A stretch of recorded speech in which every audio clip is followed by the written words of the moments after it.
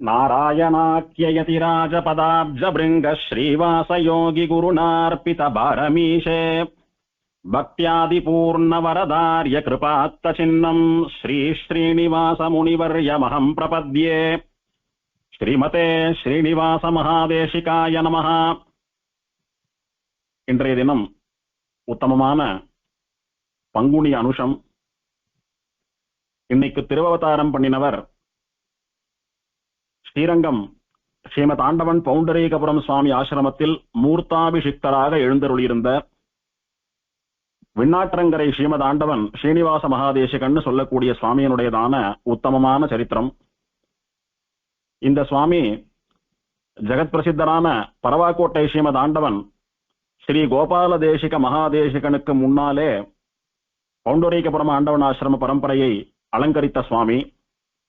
இவருடையதான திருநட்சத்திரமான இன்னைக்கு நம்முடைய பாவத்தை போக்கிக் கொள்வதற்காகவும் நமக்கு விசேஷமான ஞான பக்தி வைராகியாதி அனுகிரகங்கள் ஏற்பட வேண்டும் என்பதற்காகவும் இம்மகானுபாவருடையதான சரித்திரத்தை அனுசந்தானம் பண்ண பிராப்தமாகிறது. இந்த சுவாமியினுடைய திருத்தகப்பனார் ஒரு பெரிய பரமேகாந்தி. பின்னாற்றங்கரை ஆண்டவனுக்கு பூர்வாசிரமத்திலே ஸ்ரீனிவாசன் திருநாமம். அந்த சுவாமியினுடைய திருத்தகப்பனாருக்கு ஸ்ரீ உவே வித்வான் வேளாமூர் வரதாரிய மகாதேசிகன்னு திருநாமம், வரதாச்சாரிய சுவாமி. அந்த சுவாமி தன்னுடைய ஆச்சாரியனிடத்துல ஆச்சரியமான பக்தி உடையவர். சொந்த ஆச்சாரியனை பெருமாளாட்டமா பக்தி பண்ணக்கூடியவர். அதோடு கூட பகவானான ஸ்ரீமன் நாராயணனிடத்திலும் அளவில்லாத பக்தி உடையவர். ஆச்சார அனுஷ்டானங்கள் நிறைந்தவர். சாமவேதத்தை அத்தியனம் பண்ணக்கூடிய குலத்திலே அவதாரம் பண்ணினபடியினாலே சாமவேதத்தை பூர்ணமாக அத்தியனம் பண்ணியிருந்தவர். கல்யாணபுரம், திருக்கண்டியூர், விண்ணாற்றங்கரை முதலான ஸ்ரீ வைஷ்ணவ கஷேத்திரங்களில் அங்கே எழுந்தருள் இருக்கக்கூடிய பெருமாள் சன்னதிகளில் சாமவேத கைங்கரியம் என்ன, திவ்ய பிரபந்த பாராயணம் என்ன, இந்த கைங்கரியங்களை எல்லாம் பண்ணிக்கொண்டு ஆச்சரியமான கைங்கரிய சீலராக இந்த சுவாமி எழுந்தருள் இருந்தார். இவருடைய விருத்தின்னு பார்த்தா பார்கஸ்பத்தியம், வாத்தியாரா இருந்து நல்லது கெட்டதுகள்லாம் பண்ணி வைக்கக்கூடியதான வைதிக விருத்தி. அந்த பார்கஸ்பத்தியம்னு சொல்லக்கூடியதான வாத்தியார தொழில தேவகுருவான பிரகஸ்பதியை போலே விளங்கியவர்னு அந்த காலத்து பெரியவா சொல்லி கேட்டதுண்டு. இந்த கல்யாணபுரம், திருக்கண்டியூர், விண்ணாற்றங்கரை, தஞ்சமாமணி கோயில் இந்த பிராந்தியங்கள்ல சுவாமி தேசிகனுடைய உற்சவம், புரட்டாசி சிரவணம் 10 நாள் உற்சவத்தை பண்ணி வைக்கிறதுல இந்த சுவாமிக்கு அதீதமான ஒரு ஆசை உண்டு. சுவாமி தேசிகன் உற்சவம் வந்துடுத்தோம்னா 10 நாளும் தானே முன்ன நின்று விடாயாற்றியோடு கூட எல்லாத்தையும் முதல் வரிசையில நின்று கவனித்து கவனித்து பார்த்து பார்த்து பண்ணி வைத்த பெருமை இந்த சுவாமிக்கு உண்டு. நித்தியானுஷ்டானங்கள்ல நெருப்பு போல இருந்தவர். உதயோபஸ்தானம் ஒரு நாள் தவறாமல் பண்ணினவர். இத்தனை கைங்கரிய ருச்சியும் பக்தியும் ஆச்சார அனுஷ்டானங்களும் இருந்தாலும் தனக்கு அப்படின்னு ஒரு கௌரவத்தை வைத்துக் கொள்ளாமல் எல்லோரிடத்திலும் ரொம்ப நெருக்கமா நெருங்கி வந்து எல்லோரோடு கூட கருணையோட பழகியவர். தயா சர்வபூதேஷு அப்படின்னு சொல்ற மாதிரி எல்லாரிடமும் எல்லா உயிர்களிடத்தும் கருணையோடு கூட பழகிய மகானுபாவர். நிறைய ஆத்ம குணங்கள் நிறைந்தவர், பொறுமையே வடிவானவர். இந்த சுவாமிக்கு வேலியநல்லூர் ஸ்ரீமத் ஆண்டவன் ஸ்ரீ நாராயண மகாதேசிகனுடைய திருவடிகள்ல பரநியாசம். இந்த வேலியநல்லூர் ஆண்டவன் தான் பவுண்டரீகபுரம் ஸ்ரீமத் ஆண்டவன் ஸ்ரீனிவாச மகாதேசிகனுக்கு சந்நியாசம் கொடுத்த ஆச்சாரியர். அவரிடத்துல இந்த சுவாமிக்கு பரநியாசம். அப்பேற்பட்ட மகாபாகியம் பண்ணின சுவாமி. இந்த சுவாமி ஸ்ரீமத் அஷ்டாட்சர மகாமந்திரம்னு சொல்லக்கூடிய திருமந்திரம் எங்கே அவதாரம் பண்ணியதோ அந்த திருமந்திரம் விளைந்த திருப்பதின்னு சொல்லக்கூடியதான பத்ரிகாசிரமத்திலே நரநாராயணர்களை சேவிக்க வேண்டும் என்று பத்ரி யாத்திரை போனார். பத்ரி யாத்திரை போய் அங்கே தீர்த்தாமாடி நரநாராயணாலையெல்லாம் சேவிச்சுட்டு அங்கே நிறைய திருவஷ்டாட்சர ஜபத்தை எல்லாம் பண்ணி அங்கே இருந்து ஊருக்கு திரும்புற சமயத்துல அந்த பத்ரி மலையிலேயே எம்பெருமானுடைய திருவடிகளை அடைந்து விட்டார். எந்த நாராயண மந்திரத்தினாலே நமக்கு மோட்சம் கிடைக்கிறதோ அந்த நாராயண மந்திரத்தை எம்பெருமான் உபதேசம் பண்ணினதான கேட்டுக்கொண்டதான அந்த பத்ரி கஷேத்திரத்திலேயே அந்த சுவாமிக்கு பிராணவியோகம் ஏற்பட்டு அந்த நாராயணனுடைய திருவடிகளை சென்று சேர்ந்தார்னு சொல்லக்கூடியது இந்த சுவாமி எத்தனை உத்தமமான ஆத்மா அப்படின்னு அவருடைய வாழ்க்கை காட்டுறது நமக்கு. அப்பேற்பட்ட சுவாமியினுடைய குமாரராக அவதாரம் பண்ணினவர் தான் இன்றைய திருநக்ஷத்திர நாயக்கரான விண்ணாற்றங்கரை ஸ்ரீமத் ஆண்டவன் ஸ்ரீனிவாச மகாதேசிகன். இப்போ நம்முடைய விண்ணாற்றங்கரை ஸ்ரீமத் ஆண்டவனுடைய பூர்வாசிரம வாழ்க்கையை பார்க்கலாம். நம்ம சம்பிரதாயத்திலே உபனிஷத் பாஷ்யக்காரர் அல்லது தசோபனிஷத் பாஷ்யக்காரர் அப்படின்னு கொண்டாடப்படுபவர் ஸ்ரீமத் ரங்கராமானுஜ முனி என்று சொல்லக்கூடிய சன்னியாசி சுவாமி. அந்த சுவாமி முக்கியமான 10 உபனிஷத்துகளுக்கு விசிஷ்டாத்வைத சம்பிரதாய ரீதியிலே வியாக்கியானம் பண்ணின சுவாமி. ஸ்ரீபாஷ்யக்காரர் வேதாந்த சாரம், வேதார்த்த சங்கிரகம், இதுல எல்லாம் முக்கியமான உபனிஷத் வாக்கியங்களுக்கெல்லாம் அர்த்தம் சாதிச்சிருக்கார். ஸ்ரீபாஷ்யத்துல நிறைய உபனிஷத் வாக்கியங்களை பிரமாணமா எடுத்திருக்கார். ஆனால் உபனிஷத்துக்களுக்குன்னு தனியா வியாக்கியானம் பண்ணாத குறை உண்டா சுவாமி ராமானுஜருக்கு. ஆகையினாலே அந்த குறையை நிவர்த்தி பண்றதுக்காக ராமானுஜரே இந்த உபனிஷத் பாஷ்யக்காரராக அவதாரம் பண்ணினாரோ என்று கொண்டாடக்கூடிய ரீதியிலே இந்த சுவாமி முக்கியமான 10 உபனிஷத்துக்களுக்கு பாஷ்யம் பண்ணினார். ஸ்ரீபாஷ்யக்காரரை போல விசிஷ்டாத்வைத சித்தாந்த ரீதியிலே பண்ணினார். அந்த பாஷ்யம் தான் இன்னைக்கு நமக்கு உபனிஷத் பாஷ்யம்னு சொன்னால், விசிஷ்டாத்வைதிகளுக்கு ஸ்ரீ வைஷ்ணவாலுக்கு உபனிஷத் பாஷ்யம்னு சொன்னா இந்த சுவாமி பண்ணின பாஷ்யம் தான் பிரதானமான பாஷ்யம். அந்த ரங்கராமானுஜ முனியினுடைய வம்சத்திலே அவதாரம் பண்ணினவர் தான் இதுக்கு முன்னால நாம பார்த்தோமே பத்ரிகாசிரமத்துல பரம்பதிச்சேர்னு அந்த வேளாமூர் வரதாச்சாரிய சுவாமின்னு சொல்லக்கூடிய வரதாரிய மகாதேசிகன். ஏன் அவருக்கு மகாதேசிகன் திருநாமம் அப்படின்னா, அவள்லாம் ஸ்வயமாச்சாரியா, தாங்களே சமாசிரயணம் பண்ணி வைக்கக்கூடிய குலத்திலே அவதாரம் பண்ணினவா. அந்த சுவாமியும் சமாசிரயணங்கள் எல்லாம் பண்ணி வைத்தவர். ஆகையினாலே அவருக்கு மகாதேசிகன் அப்படின்னு விவகாரம். அந்த சிவ்வே வேளாமூர் வரதாரிய மகாதேசிகனுக்கும் அவருடைய தர்மபத்னியான அலர்மேல் மங்கா அம்மங்காருக்கும் திருக்குமாரராக கல்யாணபுரம்னு சொல்லக்கூடியதான ஸ்ரீ வைஷ்ணவ அக்ரஹாரத்திலே கர வருஷம் பங்குனி மாசம் அனுஷ நட்சத்திரத்தில் ஆங்கிலம் 19/3/1892 அன்னைக்கு நம்முடைய சுவாமி திரு அவதாரம் பண்ணினார். இந்த கல்யாணபுரம் அக்ரஹாரம்னு சொல்லக்கூடியது தஞ்சாவூர் பூமிக்கு ஒரு அலங்காரம் போல இருக்கக்கூடியதுன்னு பெரியவாள்லாம் வர்ணிப்பா. உபனிஷத் பாஷ்யக்காரருடைய குலமே ரொம்ப வசந்த குலம். ஏன்னா உபனிஷத்துக்கெல்லாம் பாஷ்யம் பண்ணின குலம். அப்பேற்பட்ட குலத்திலே அந்த குலத்துக்கு ஒரு உத்தாரகராக நம் சுவாமி அவதாரம் பண்ணினார். உத்தாரகர் அப்படின்னா எப்படியானா பெரியாழ்வாருடைய குலம் உசந்தது, ஆனால் அந்த குலத்திலே ஆண்டாள் அவதாரம் பண்ணி இன்னும் அந்த குலத்தை வசத்தியாக்கினாலோ அந்த மாதிரி உபனிஷத் பாஷ்யக்காரருடைய குலத்தை இன்னும் வசந்த குலமாக ஆக்கும்படியாக இந்த சுவாமி அந்த குலத்திலே வந்து அவதாரம் பண்ணினார். இது எப்படின்னால், வெங்கதிரோன் குலத்துக்கு ஓர் விளக்காய் தோன்றி அப்படின்னு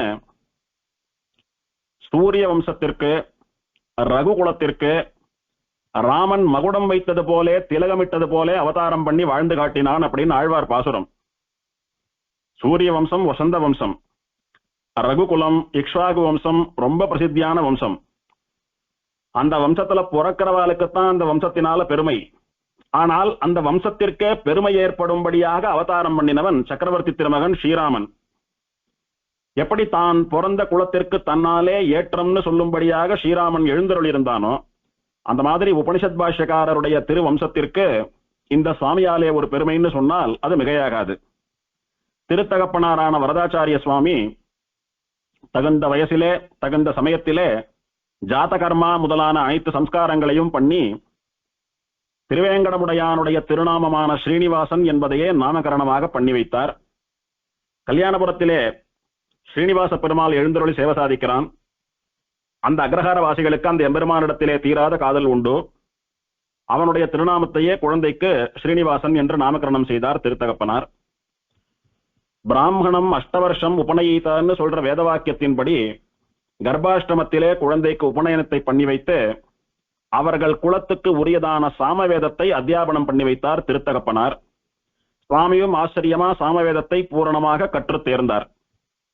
அப்படி சுவாமி சாமவேத அத்தியனம் பண்ணிட்டு வர நாள்ல சுவாமியினுடைய திருத்தகப்பனார் தன்னை போலவே தன்னுடைய குமாரரான நம் சுவாமிக்கும் பகவத் கைங்கரியத்தில், ஆச்சாரிய கைங்கரியத்தில், பாகவதாலுக்கு பண்ணக்கூடியதான கைங்கரியத்தில் ஈடுபாடு நிறைய இருக்கிறத பார்த்துட்டு முதல்ல இந்த குழந்தை கைங்கரியம் பண்ணக்கூடியதான தகுதியை, யோக்கியத்தையை குழந்தைக்கு உண்டு பண்ண வேணும். இத்தனை சின்ன வயசுலேயே குழந்தை பகவத் பாகவத ஆச்சாரிய கைங்கரியம் பண்றதுல ரொம்ப ருச்சியோடு கூட இருக்கு.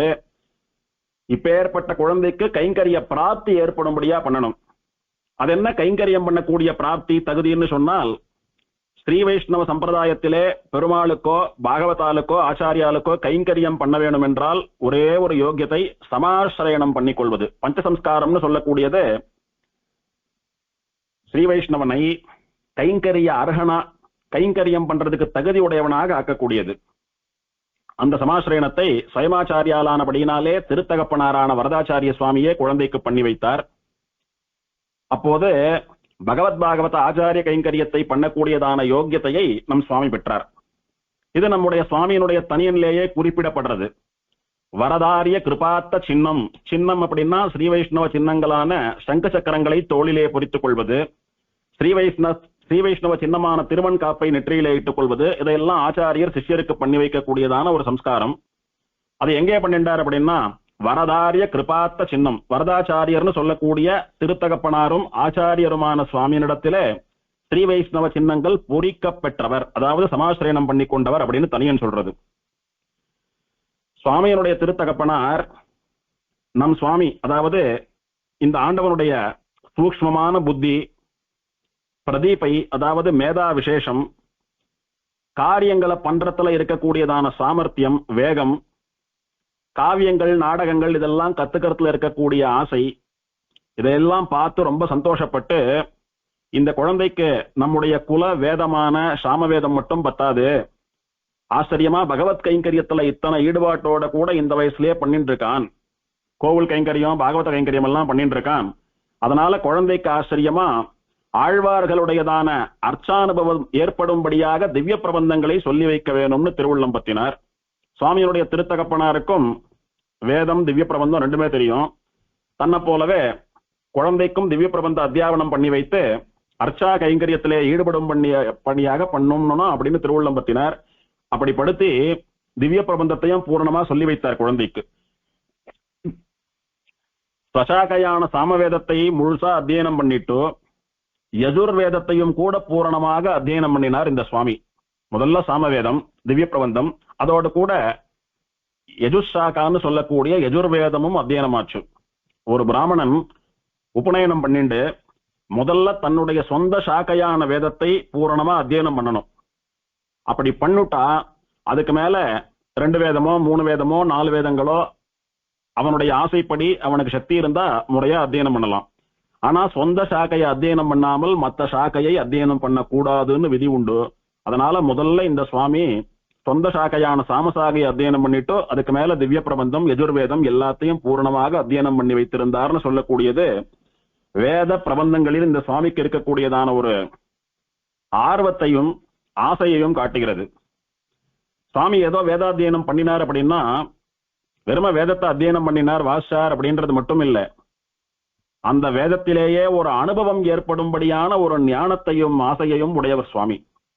அந்த காலத்துல பிரசித்தமா புதுக்கோட்டை சம்ஸ்தானத்துல வித்வத் சதசெல்லாம் நடக்குமா, அங்க வேத பரீட்சை எல்லாம் நடத்துவாலாம். அங்க நம்ம சுவாமி போய் வேத பரீட்சை கொடுத்து முதல் மாணவராக தேறி அந்த காலத்துல உத்தமமான சம்பாவனை நம்ம சுவாமிக்கு தான் பண்ணினாலாம். இவருடைய வேத பாண்டித்யம், வேதத்துல இவருக்கு இருக்கக்கூடியதான வைதுஷ்யத்தை பத்தி பெரியவர்கள்லாம் ஒரு சம்பவம் சொல்றது உண்டு. என்ன சம்பவம் அப்படின்னா, ஒரு சமயம் இந்த சுவாமி இவருடைய இளமை வயசுல ஒரு மடாதிபதியை சேவிக்க வேண்டியதான ஒரு நிலைமை, ஒரு மடாதிபதியை சந்திக்க வேண்டியதான நிலைமை. அவர் நம்ம மடாதிபதி அல்ல, வேற மடத்தை சேர்ந்தவர், அவரை பார்க்க வேண்டியதான ஒரு நிலைமை சுவாமிக்கு. அப்போ அங்க நிறைய வேத பண்டிதாலாம் வேதாத்தியனம் பண்ணிட்டு இருக்கா, வேத பாராயணம் பண்ணிட்டு இருக்கா. ஒரு கோஷ்டியார் யஜுர்வேதம் சொல்லிட்டு இருக்கா. சுவாமி என்ன பண்ணார், அவளோட சேர்ந்துட்டு தன்னுடைய கணீரான குரல்ல வெங்கலமணி சப்தமாட்ட யஜுர்வேதம் சொன்னாராம். இவருக்கு தான் யஜுர்வேதமா அத்தியனமா இருக்கு. முதல்ல அவ யஜுர்வேதம் சொன்னா கூட சேர்ந்துட்டு இவரும் வெங்கலமணி ஆட்டமா அப்படியே கணீர்னு கம்பீரமா யஜுர்வேதம் சொன்னார். அந்த பாராயணம் முடிஞ்சா விட்டு சாமவேதம் பாராயணம் பண்றவா சாமகானம் பாடினாலாம். அப்போ அவளோட சேர்ந்துட்டு சாமத்தை ரொம்ப ஆச்சரியமா இந்த சுவாமியாட்டமா சொல்றதா ஒருத்தர் இல்லைன்னு சொல்லும்படியா சாமவேத பாராயணம் பண்ணினாராம். எல்லாருக்கும் ஒரே ஆச்சரியமா அங்க இருக்கிறவாளுக்கெல்லாம். ஏன்னா அவெல்லாம் ஒரு வேதம் தான் அத்தியனம் பண்ணிருக்கா. இவர் 2 வேதத்தையுமே ரொம்ப சரியா நமக்கு சமானமா நம்மளை விட ரொம்ப ஆச்சரியமா இத்தனை ஸ்வர சுத்தியோடு கூட இத்தனை வெங்கல குரல்ல கணீர்னு சேவிக்கிறாரே, கேட்கறச்சியே கண்ணுல ஜலம் வருது. இவர் எந்த சாக்கையை சேர்ந்தவர்?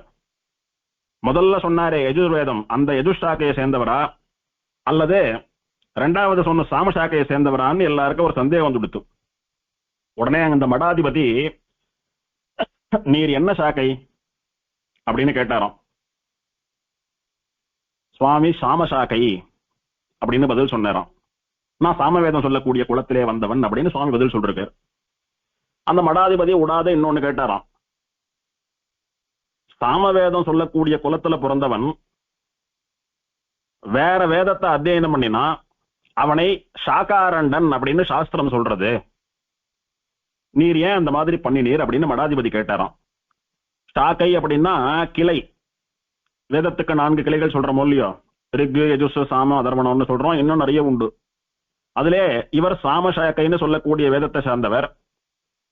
இவர் அதை விட்டுட்டு வேற வேதத்தை படிச்சாரானா சாகாரண்டன், அதாவது தன்னுடைய சாக்கையை விட்டு வெளியில போனவர் அல்லது தன்னுடைய சாக்கையை சொல்லாமல் கற்றுக்கொள்ளாமல் விட்டுட்டவர்னு அர்த்தம்.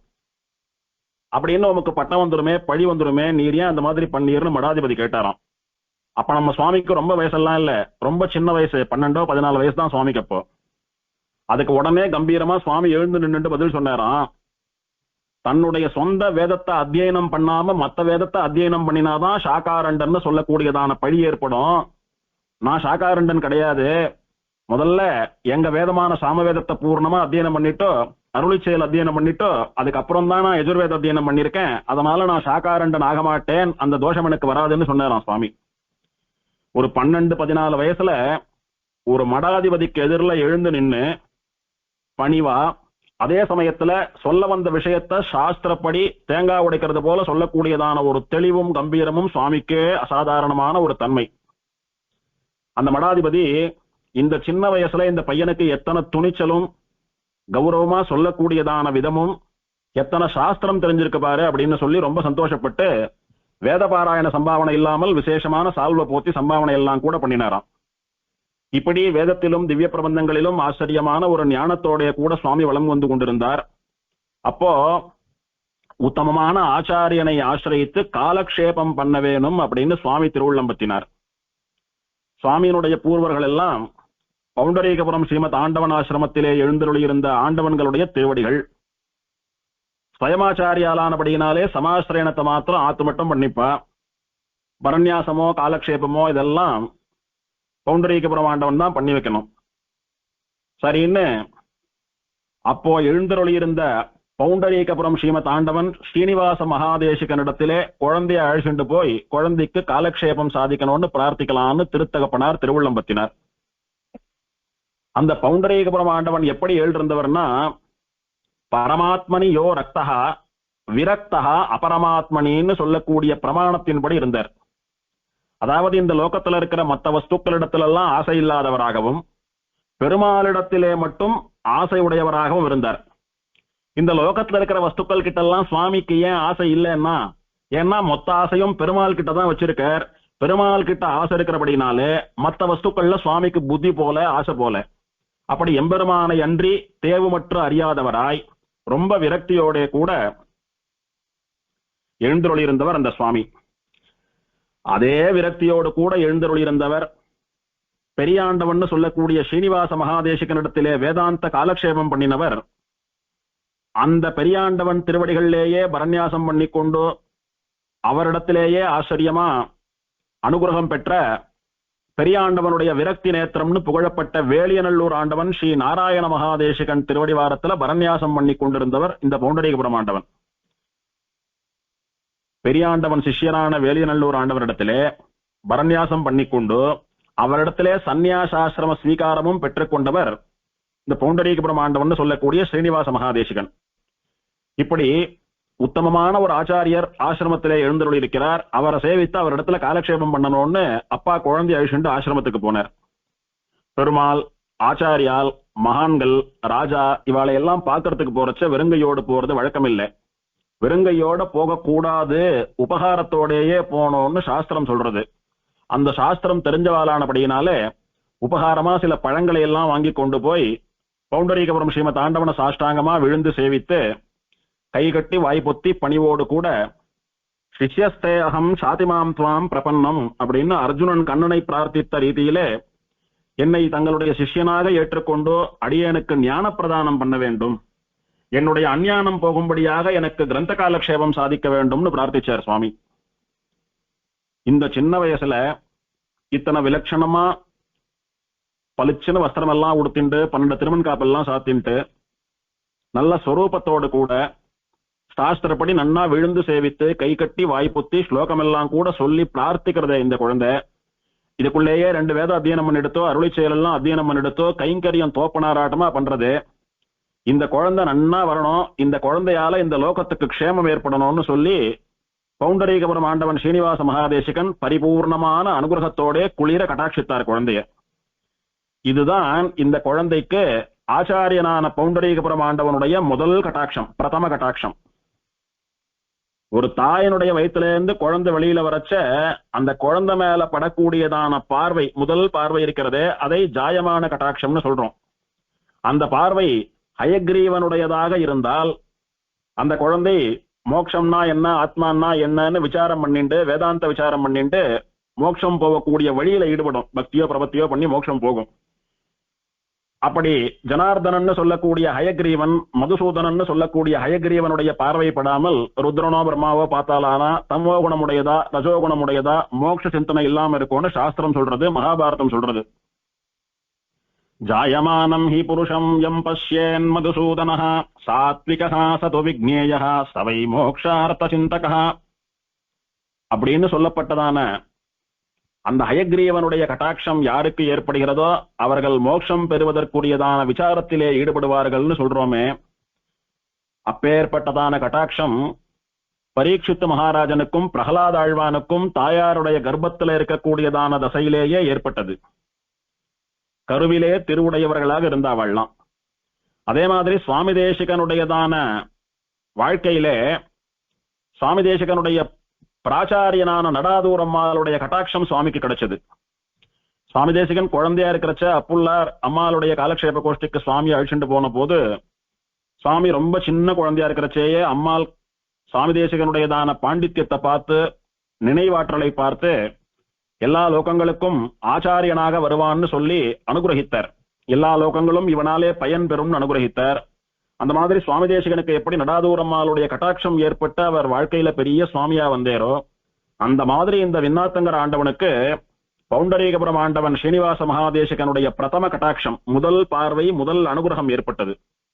அந்த அனுகிரகத்தினாலே இவர் பரம சாத்வீகரா மோட்ச விஷயங்கள்ல வேதாந்த விஷயங்கள்ல ஈடுபாடு உடையவராக ஆனார் அப்படின்னு இந்த ஆண்டவனை அடிக்கடி சாதிப்பறான்.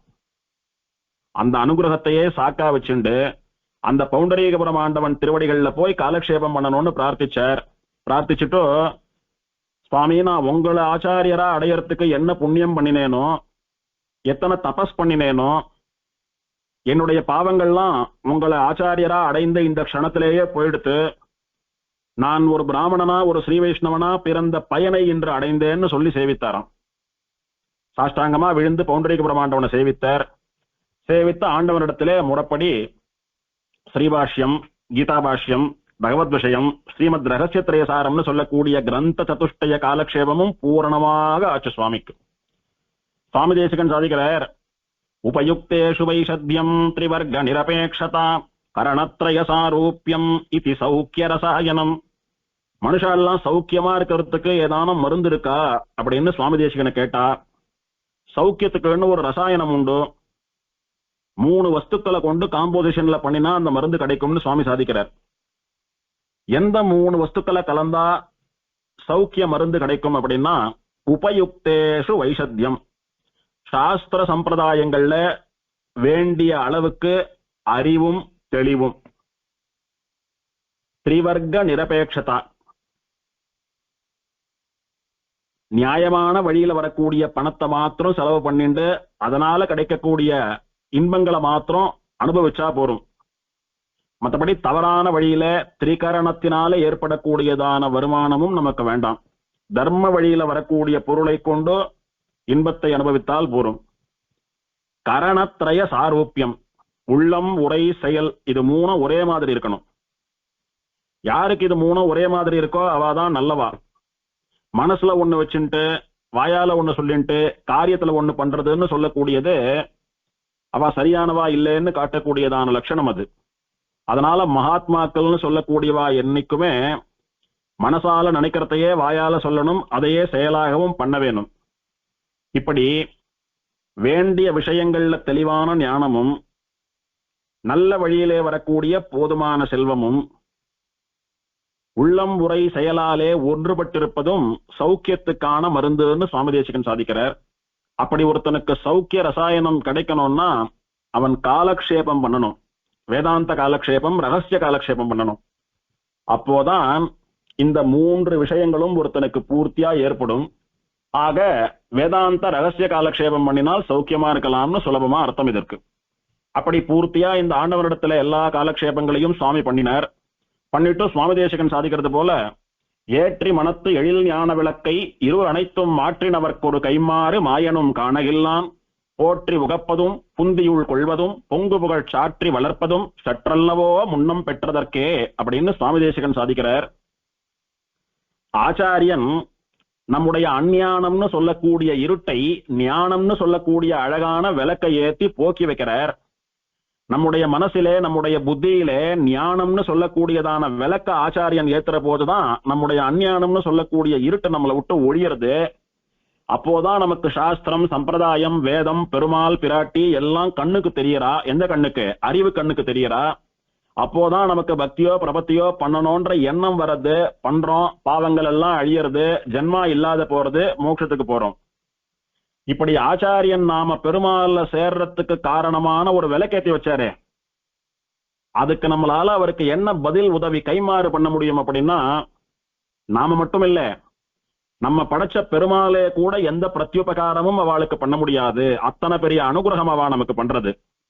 என்ன பண்ணினாலும் அவ பண்ணின அனுகிரகத்திற்கு சரியாகாது, சமானமாகாது. சற்றல்லவோ கொஞ்சம் கூட சமானமாகாது. இதுக்கு முன்னம் பெற்றதற்கே சமாஷ்ணம் பண்ணி வைக்கிறாரோ, பரநியாசம் பண்ணி வைக்கிறாரோ, மந்திரோபதேசம் பண்றாரோ, காலக்ஷேபம் சொல்றாரோ, என்ன பண்ணியிருந்தாலும் நாம பண்ணக்கூடியதான கைமாறு கொஞ்சம் கூட சமானமாகாது அவா நமக்கு பண்ணினதுக்கு.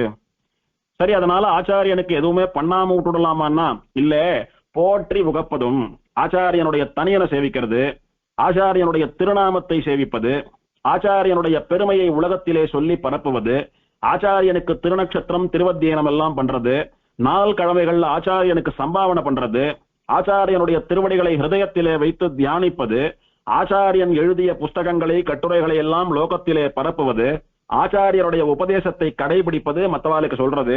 இப்படி ஆச்சாரியனை போற்றி உகக்க வேண்டும். அது மட்டுமல்லாமல் புந்தியுள் கொள்வதும், ஆச்சாரியன ஹிருதயத்தில பெருமாள் ஸ்தானத்துல வச்சு சேவிக்கணும். அவர் யாரோ நம்மளாட்டம் மனுஷர், நமக்கு ஏதோ ஒரு உபகாரம் பண்ணினார்னு நினைக்க கூடாது. பகவானோட கூட சமானமாக எம்பெருமானை எப்படி ஹிருதயத்துல வச்சு தியானிக்கணும்னு ஆழ்வார்கள்லாம் காட்டி கொடுக்கிறார்.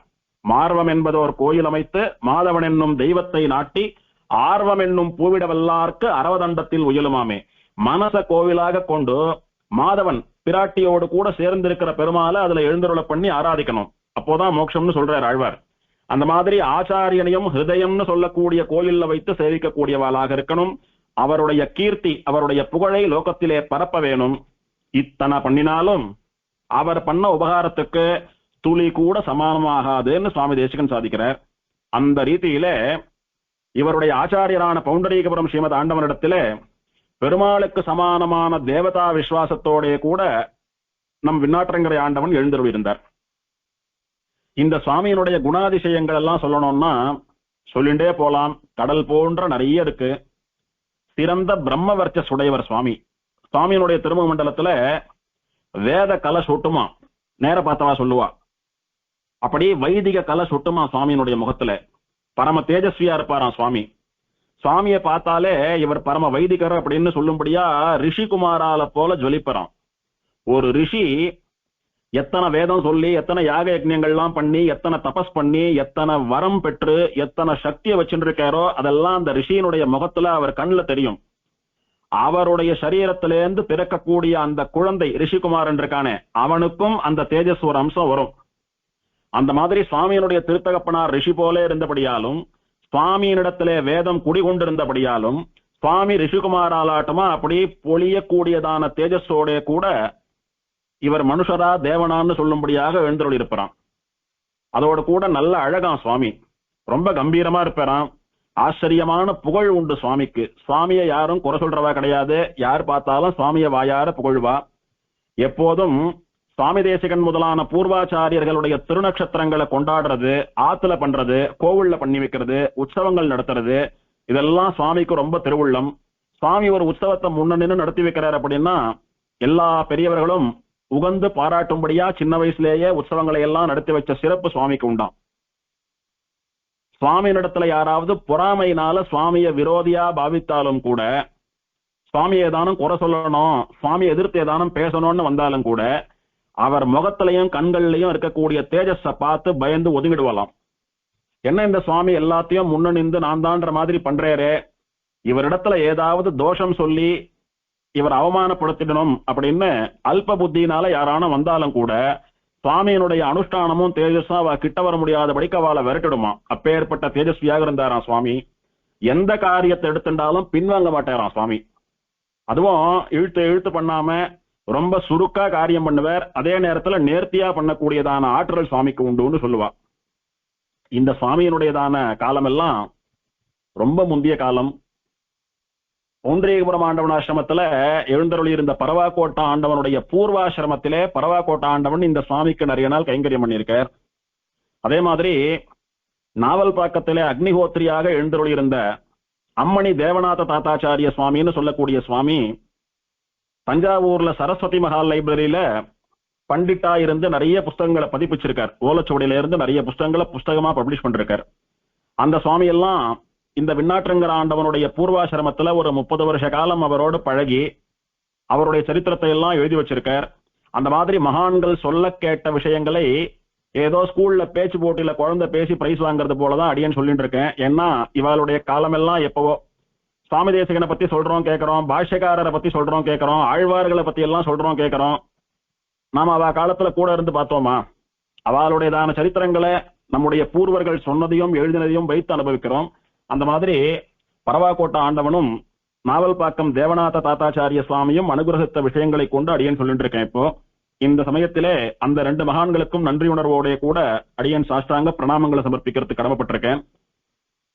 இப்படி 30 வருஷ காலம் அந்த சுவாமிகள்லாம் கூடவே இருந்து பார்த்தபடினால பகவானுடைய சரித்திரமான ஸ்ரீராமாயணம் போல இந்த சுவாமியினுடைய சரித்திரத்தை அப்படியே செதுக்கியிருக்கா, வீடியோ எடுத்தது போல சாச்சிருக்கா. எளிய வாழ்க்கை முறைதானா சுவாமிக்கு.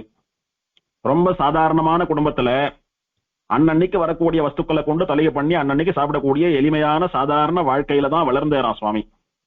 இருந்தாலும் கூட ரொம்ப கம்பீரமா இருக்கக்கூடிய மிடுக்கு, அதுக்கு ஒன்றும் குறவில்லைன்னு சொல்லும்படியா எத்தனை எளிமையாக வாழ்ந்தாலும் தூய ஆச்சாரம், பக்தி, பெரிய கைங்கரியம், இந்த சாதாரண குடும்பத்திலேருந்து வந்த சுவாமியா இத்தனை கைங்கரியம் பண்ணி இத்தனை பெரிய சம்ஸ்தானத்தை நிர்வகிக்கக்கூடிய முதல்வராக ஆனார்னு சொல்லும்படியா இந்த சுவாமியினுடைய மிடுக்கு இருக்குமா. அதே மாதிரி ரொம்ப ஔதாரியம், வள்ளல் தன்மை அதிகம்.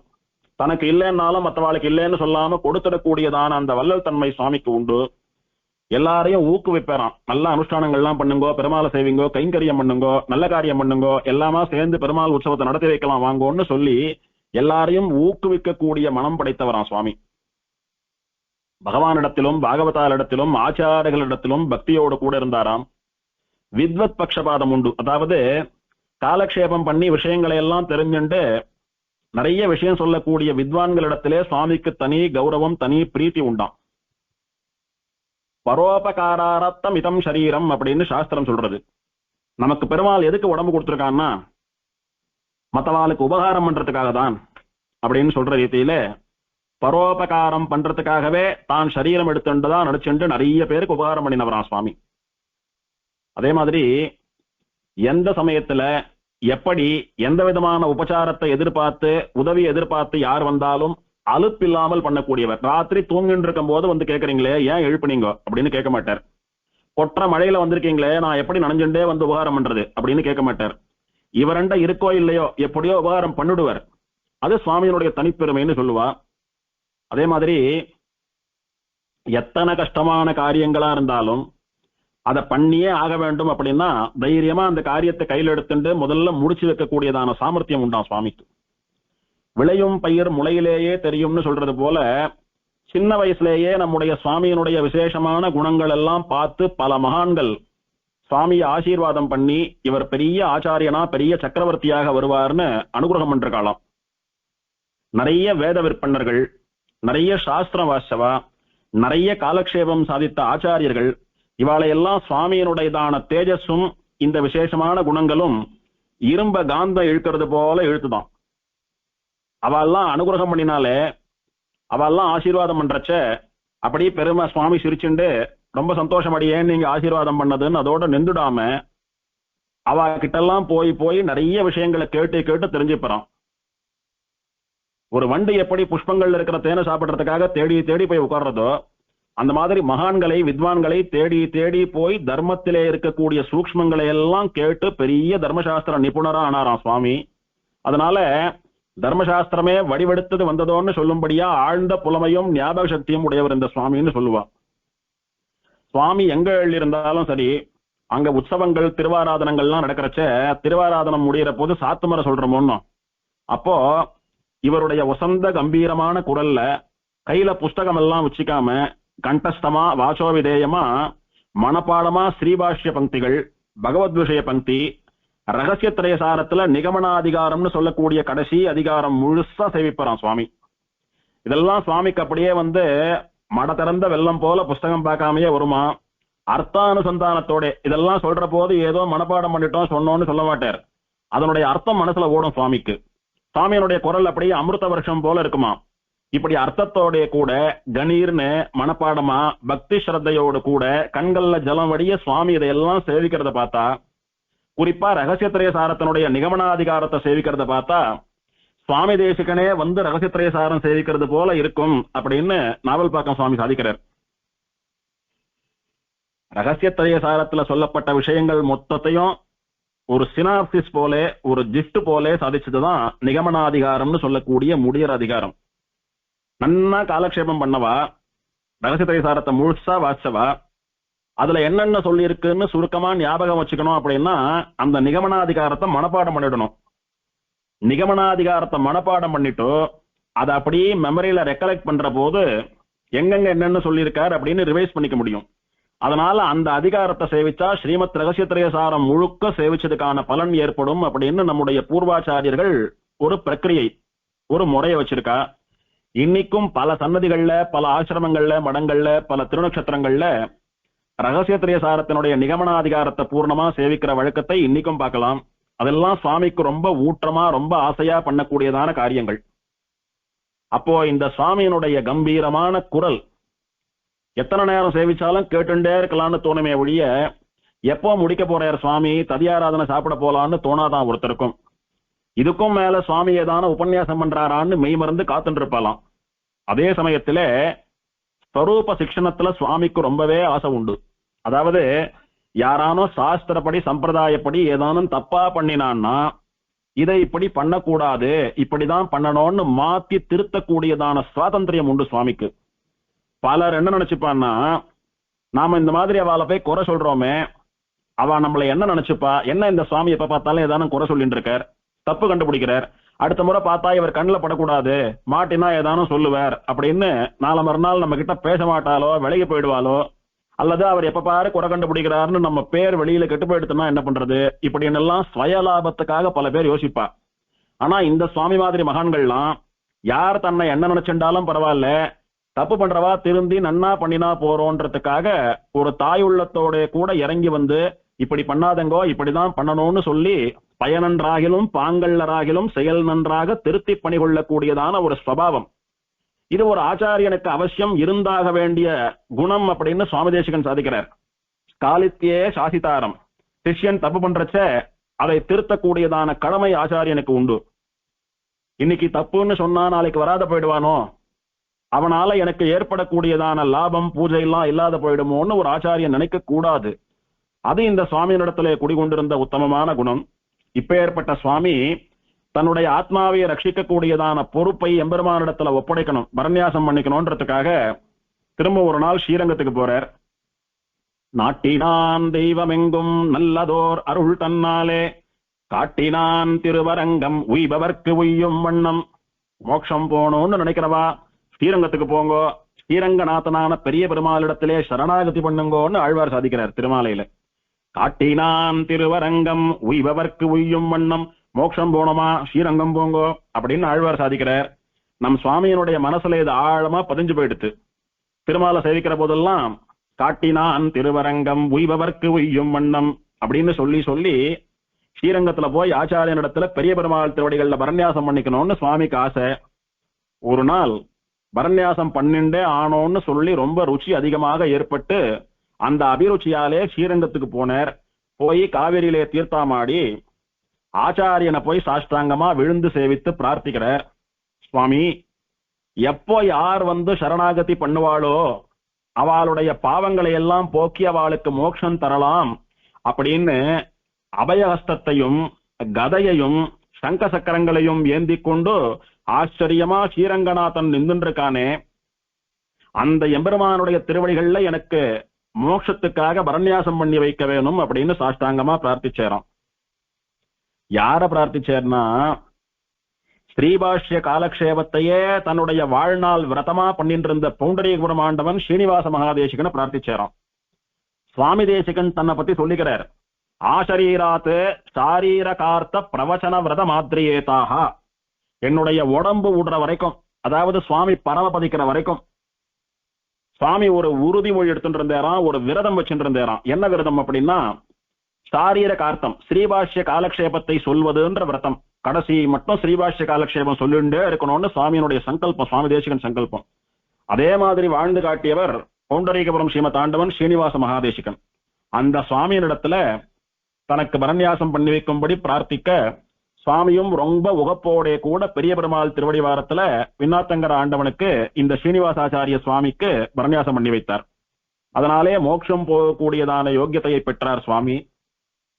சுவாமி அவதாரம் பண்ணின கல்யாணபுரம் இருக்கே, அது அந்த காலத்துல ரொம்ப பெரிய ஊரா, வசந்த ஸ்ரீ வைஷ்ணவ அக்ரஹாரமா, 100க்கும் மேற்பட்ட ஸ்ரீ வைஷ்ணவாளுடைய திருமாளிகைகள் இருக்கக்கூடிய இடமா இருந்துதான். ஒருத்தரும் பின்னால தோல்ல திருப்பு குடலைய மாட்டிண்டு காவேரியில போய் தீர்த்தம் ஆடிட்டு சந்தியாவந்தனம் ஜபம் எல்லாம் பண்ணிட்டு அவாவா ஆத்துக்கு திருப்பு குடலையோட கூட வரக்கூடிய காட்சி பார்க்கறதுக்கு அத்தனை ரம்யமா இருக்குமா அந்த காலத்துல. அந்த சூழ்நிலையில பிறந்து வளர்ந்தவர் நம் சுவாமி. அதனால நாமளும் இந்த பெரியவாளாட்டம் கடைசி மட்டும் இப்படி ஆச்சாரமா பின்னால போய் தீர்த்தாமாடி அனுஷ்டானத்தை எல்லாம் பண்ணிட்டு திருப்பு குடலோட வரணும்னு சொல்லி சின்ன வயசுல இருந்து ஆசை சுவாமிக்கு. அதனால கடைசி மட்டும் தன் ஆயுள் பரியந்தம் சுவாமி அப்படியே இருந்தார் அப்படின்னு சொல்லுவா. சகல சாஸ்திரங்களிலும் ஞானம் இருக்கக்கூடிய மகா வித்வான்கள், வேதாத்தியனம் பண்ணினவா, 4000 திவ்ய பிரபந்த அத்தியாபகா, ஹரிகதா காலக்ஷேபம் சொல்றவா, சங்கீத மேதைகள், இவாள்லாம் தான் இந்த ஊர்ல அந்த காலத்துல நிறைஞ்சிருந்தாலாம். வெளியூர்காரெல்லாம் இந்த மகான்களிடத்துல காலக்ஷேபம் பண்றதுக்கும் விஷயத்தை கத்துக்கிறதுக்கும் இந்த ஊர்ல வந்து தங்கி இருந்து சேவிக்கிறதும் வழக்கமா. அப்பேற்பட்ட இந்த ஊர்ல ஸ்ரீனிவாச பெருமாள் சிறந்த வரப்பிரசாதியாக கோயில் கொண்டிருக்கிறான். அதனால அவனுக்கு நிறைய பிரார்த்தனை பண்ணிண்டு நிறைய உற்சவங்கள்லாம் பண்ணி வைப்பாலாம். கல்யாண உற்சவங்கள், அபிஷேகங்கள், ஆராதனைகள்லாம் நடக்குமாங்க. சங்கீத மேதையான தியாகராஜர் திருவையாத்திலேருந்து அந்த ஊருக்கு தினம் வந்து உஞ்சவர்த்தி பண்ணிட்டு போவேறான். அப்படி உத்தமமான ஸ்ரீ வைஷ்ணவ அக்ரஹாரமா இருந்தது அது. பெருமாள் திருவேதி புறப்பாடு நடக்கிற சமயத்துல பெருமாளுக்கு முன்னால திவ்ய பிரபந்த கோஷ்டி ஆச்சரியமா காஞ்சிபுரம் மாதிரி இருக்குமா பெருசா. பின்னால வேதபாராயண கோஷ்டி ஆச்சரியமா நிறைய பேர் சொல்லிட்டு போவாலாம். சிறந்த நாதஸ்வர வித்வான்கள்லாம் போட்டி போட்டுண்டு உற்சவத்துக்கு வந்து வாசிக்கிறதே பாக்கியம்னு சொல்லி ₹1 சம்பாவனை வாங்கிக்காம இலவசமா வாசிப்பாலாம். இதெல்லாம் இந்த கல்யாணபுரத்துக்கே ஏற்பட்ட தனிப்பெருமைன்னு நாவல்பாக்கம் சுவாமி சாதிக்கிறார். அதோடு கூட தியாகராஜர் இருந்த காலத்துல பெருமாள் உற்சவம் நடக்கிறச்ச பெருமாளுக்கு பின்னால வேதபாராயண கோஷ்டி போறதொன்னும், அதுக்கும் பின்னால கொஞ்சம் கேப் விட்டு ஆச்சரியமா சங்கீதத்தினால பஜனை பண்ணிட்டே போகிறான். அந்த சங்கீதத்தை ரசிச்சுண்டு நிறைய பேர் அவருக்கு அணுயாத்திரையா பெருமாள் பின்னாடியே போவாலாம். அதெல்லாம் பார்க்கறதுக்கு அத்தனை கண்கொள்ளா காட்சியா இருந்துதான். அப்போ அப்பேற்பட்டதான அக்ரஹாரத்திலே மகான் ஞானிகளான மகான்களுக்கு நடுவே பிறந்து வளர்ந்த நம் சுவாமியும் அந்த காலத்துல இருந்த மாதிரி வசந்த ஆச்சார அனுஷ்டானங்களோட நிறைய விஷயங்களை தெரிஞ்சுண்டு மகா வித்வானா மகா மேதாவியாக திகழ்ந்தார். சின்ன வயசுல இருந்தே நித்தியகர்மானுஷ்டானம் பண்றவால பார்த்து பார்த்து வளர்ந்தபடியினாலே சுவாமிக்கும் நித்தியகர்மானுஷ்டானம் பண்றதுல விசேஷமான ஸ்ரத்தை உண்டு. கடமைக்கு எழுந்து தீர்த்தாமாடி சந்தியாவந்தனம் பண்றதில்ல, எப்போது விடியும் எப்போ தீர்த்தாமாடி அனுஷ்டானம் பண்ண போறோம்னு காத்துன்னு இருக்கக்கூடியதான ஸ்ரத்தை. இந்த ஸ்ரத்தையினாலே சுவாமிக்கு விசேஷமான ஒரு தேஜஸ் ஏற்பட்டு சுவாமியும் திருத்தகப்பனார போலவே பெரிய பிரகஸ்பதியா வாத்தியாராக எழுந்தருள் இருந்தார்னு சொல்றது உண்டு. இப்ப ஏற்பட்ட சுவாமி ஒரு நாளும் அனுஷ்டான லோபம் இல்லாமல், அதாவது தினம் தான் அனுஷ்டானம் பண்ணிட்டு இருக்கோம், இன்னைக்கு கொஞ்சம் குறைச்சிக்கலாம், சீக்கிரம் முடிச்சுக்கலாம், இன்னைக்கு 2 விஷயத்த பண்ணாம விட்டுடலாம் அப்படிலாம் இல்ல.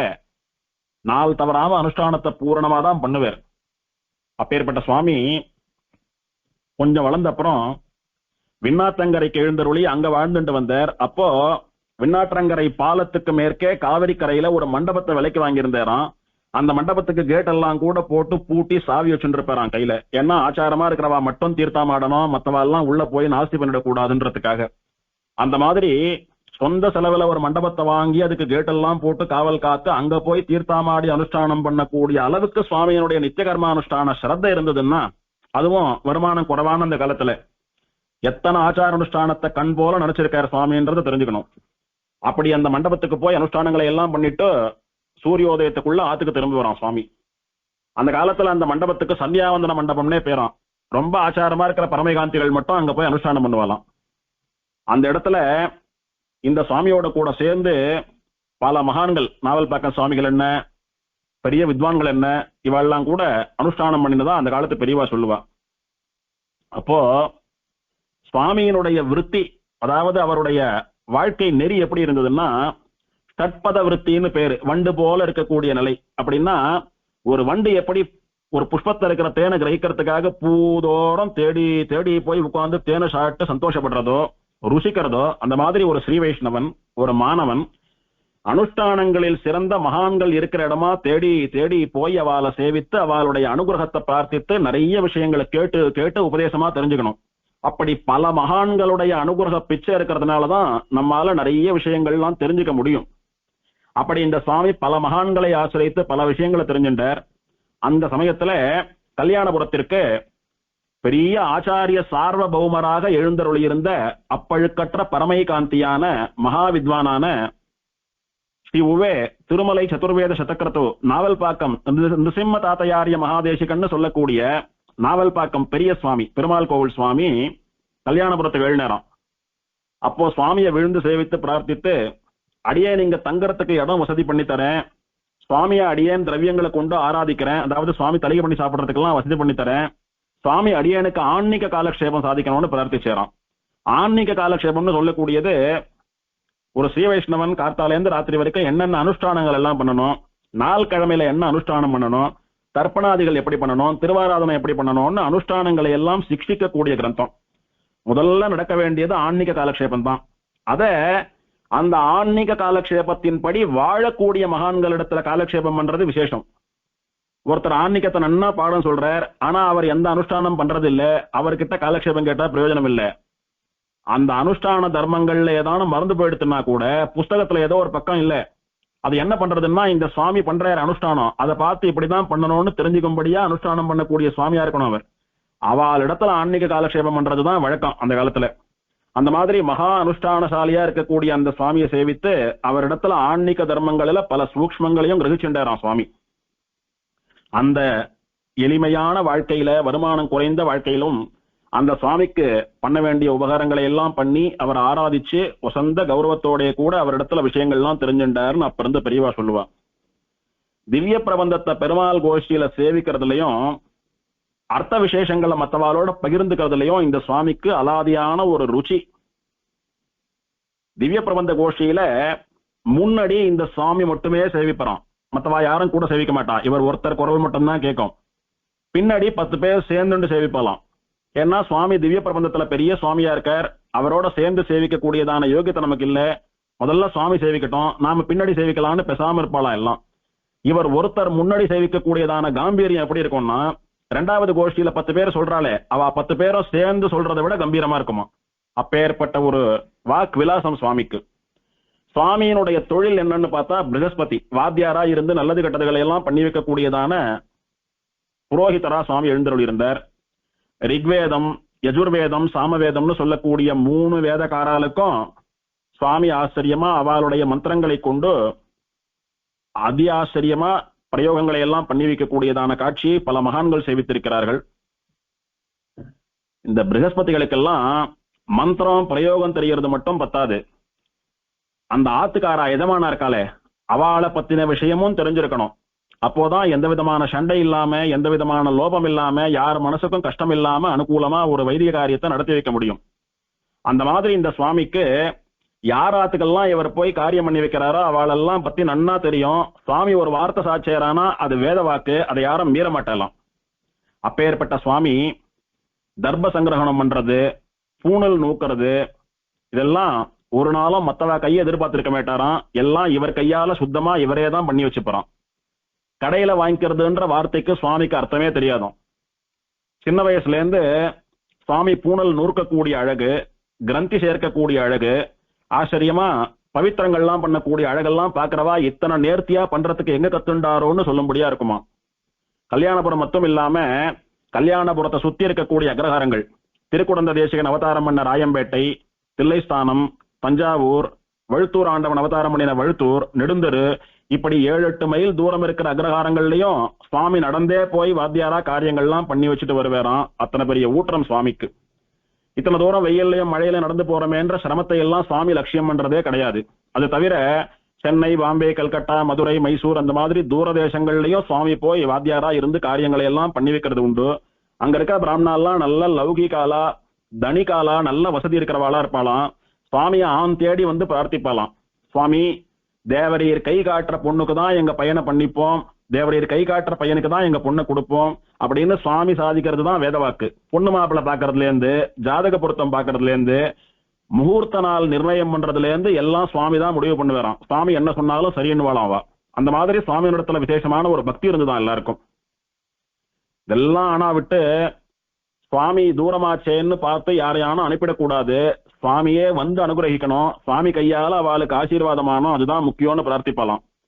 திடீர்னு சுவாமிக்கு வர முடியாததான சந்தர்ப்பம், ஏதோ தீட்டு வந்துடுத்து, உடம்பு சரியில்லை, சுவாமியால வர முடியலன்னு வச்சுக்கலாம். எதை பத்தியும் யோசிக்காம அந்த முகூர்த்தத்தை கேன்சல் பண்ணி அடுத்த முகூர்த்தத்துல கல்யாணம் வச்சுப்பாலாம். அந்த மாதிரி சுவாமி எழுந்தருளிதான் காரியம் நடக்கணும்னு சொல்லி அந்த காலத்துல நிறைய பேர் சுவாமி இடத்துல விசுவாசமா இருந்தான்னு சொன்னால், வசிஷ்டர் போலே சுவாமி எழுந்தருளி இருந்தாராம். வைதிக விருத்தியில வசிஷ்டர் கை தேர்ந்தவர். சக்கரவர்த்தி திருமகன் ஸ்ரீராமன் தசரதநாத்துக்கே வாத்தியார். அப்பேற்பட்ட தெய்வத்துக்கே வாத்தியாராக இருக்கக்கூடிய வசிஷ்டரை போல வாத்தியார் தொழில சுவாமி இருந்தார்னு சொல்லுவா.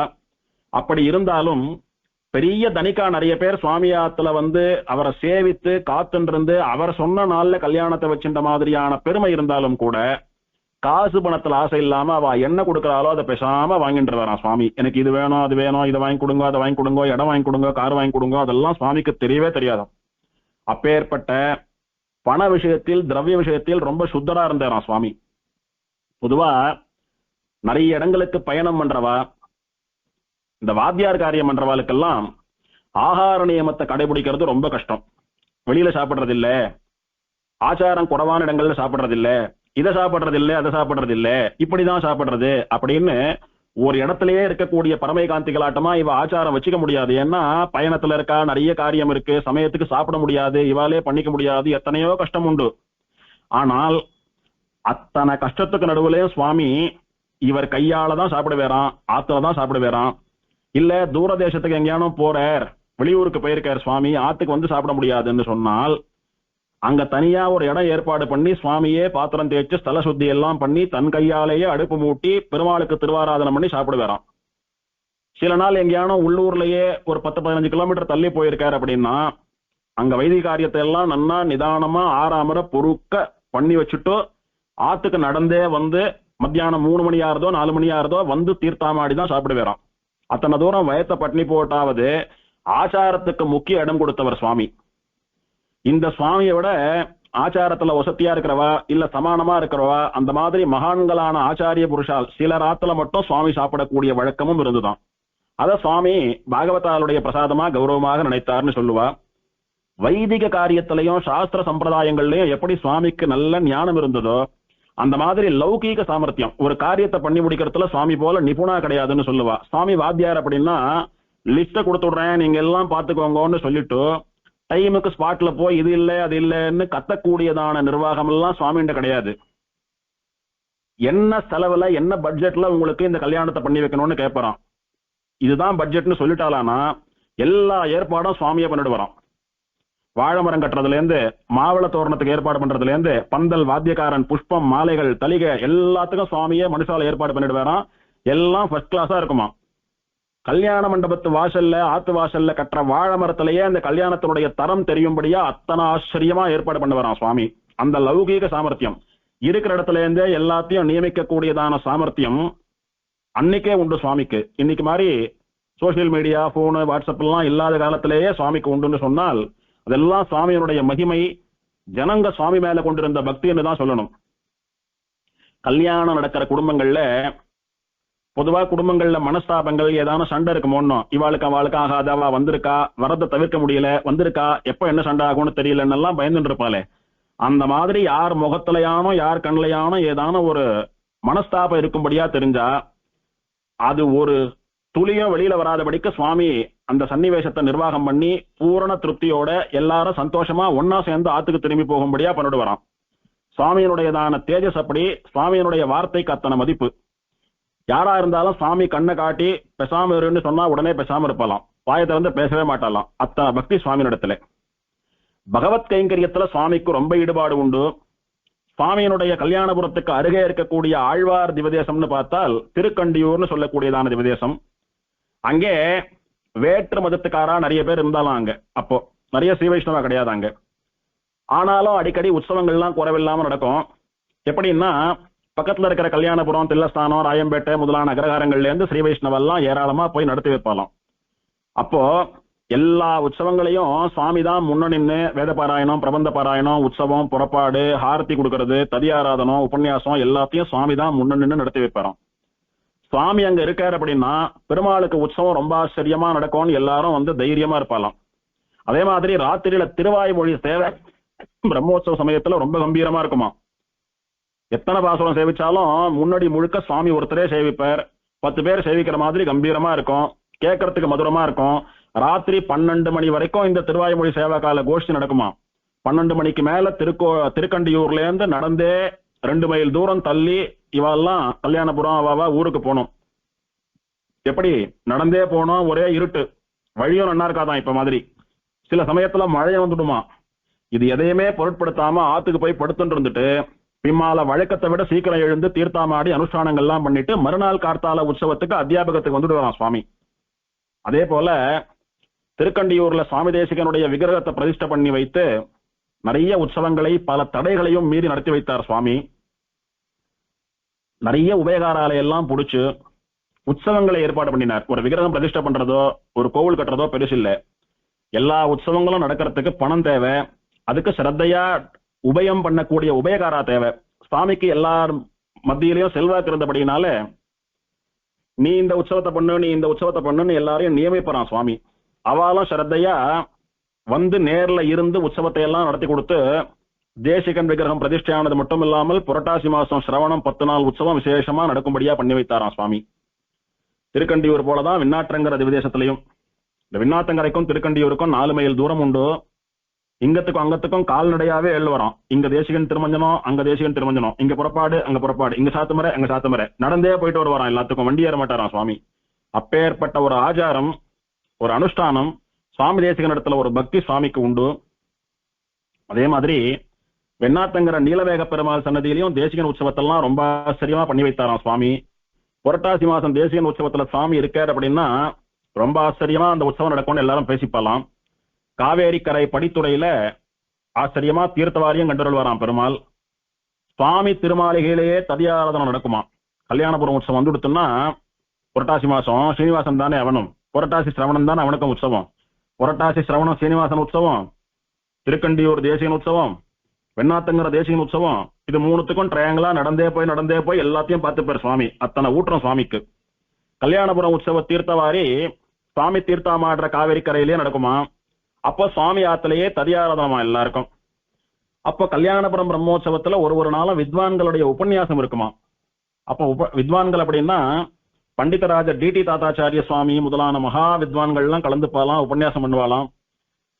உபன்யாசம் பண்ற சுவாமிகளுக்கு சம்பாவனை, அவ வந்துட்டு போற செலவு, அவளுக்கு தங்குற சௌகரியம், ஆகாரம் எல்லாம் நம்ம சுவாமியே ஏற்பாடு பண்ணி வைப்பாராம். இது எல்லாம் ரொம்ப உத்தமமா நடக்குமா. இப்படி சுவாமியோட கூட 25 30 வருஷ காலங்கள் கல்யாணபுரம், திருக்கண்டியூர், விண்ணாற்றங்கர திவதேசங்கள் எல்லாம் சுவாமி எத்தனை கைங்கரியம் பண்ணிருக்காருன்னு கூடவே இருந்து அனுபவிச்சவாள்லாம் சாதிச்ச விஷயம் இது.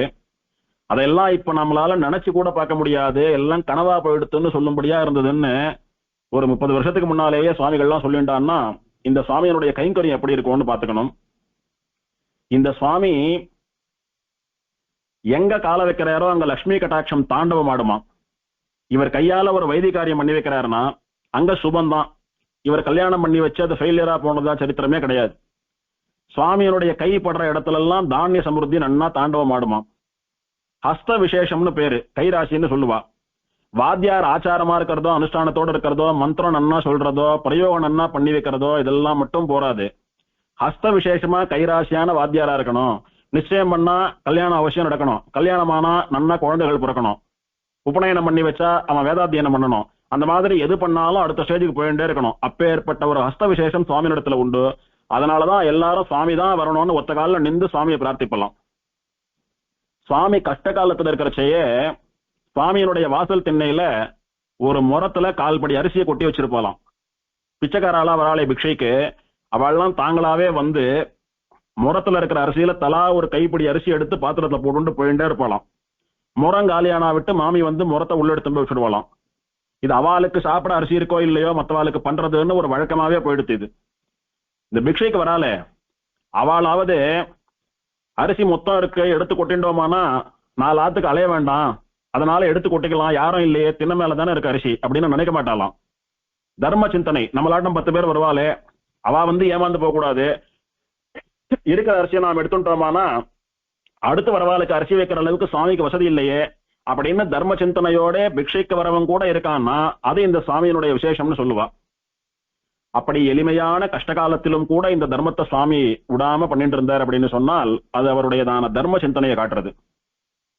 இப்படியா இருந்த சுவாமிக்கு இவர் ஆச்சாரியனா இருந்து 4 பேருக்கு சமாசயன பிரன்யாசங்கள் பண்ணி வைத்து காலக்ஷேபங்கள் சாதித்து அவ மோட்சம் பண்ணும்படியாக அனுகிரகம் பண்ண வேணும்னு சுவாமியினுடைய ஆச்சாரியர் பௌண்டரீக பிரமாண்டவன் ஸ்ரீனிவாச மகாதேசிகன் சங்கல்பித்தார்.